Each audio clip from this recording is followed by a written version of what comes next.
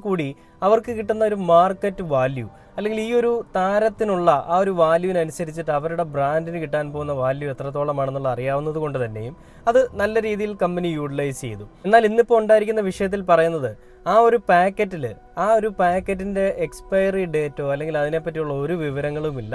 ആ ഒരു അഴിമതിക്ക് ദുൽഖർ സൽമാൻ കൂട്ടുനിന്നു എന്ന് പറഞ്ഞുകൊണ്ടാണ് ഈ ഒരു പരാമർശം അല്ലെങ്കിൽ ഈ ഒരു പ്രശ്നങ്ങൾ ഉണ്ടായിരിക്കുന്നത്. എന്തിൻ്റെ പേരിലാണ് ഈ പ്രശ്നങ്ങൾ ഉണ്ടായിരിക്കുന്നത്? ദുൽഖർ സൽമാൻ ശരിക്കും ഈ ഒരു കൊള്ളരുതായ്മയ്ക്ക് കൂട്ടുനിന്നു എന്നാണോ നിങ്ങളെല്ലാവരും വിചാരിക്കുന്നത്? എനിക്ക് തോന്നുന്നില്ല. ദുൽഖർ സൽമാനെതിരെയും മമ്മൂക്കയ്ക്കെതിരെയും പലതരത്തിലുള്ള പ്രശ്നങ്ങൾ ഉണ്ടാക്കാൻ വേണ്ടിയിട്ട് പല ആളുകളും കളിച്ചൊരു കളി നമ്മൾ കണ്ടതാണ്. അതിൽ ഏറ്റവും കൂടുതൽ കളിച്ച ആളുകൾ സംഘിമിത്രങ്ങൾ തന്നെയായിരുന്നു. അപ്പോൾ ആ ഒരു പ്രശ്നങ്ങളൊന്നും എങ്ങും എത്തുന്നില്ല എന്ന് മനസ്സിലായപ്പോൾ ഇറക്കിയ പുതിയ കളിയാണോ ഇതെന്നുള്ളത് നമ്മൾ മനസ്സിലാക്കേണ്ടിയിരിക്കുന്നു. അപ്പോൾ എന്തായാലും ആദ്യം നമുക്ക് ആ ഒരു വാർത്ത കണ്ടു നോക്കിയിട്ട് നമുക്ക് ബാക്കി ഈ വീഡിയോയിലേക്ക് വരാം.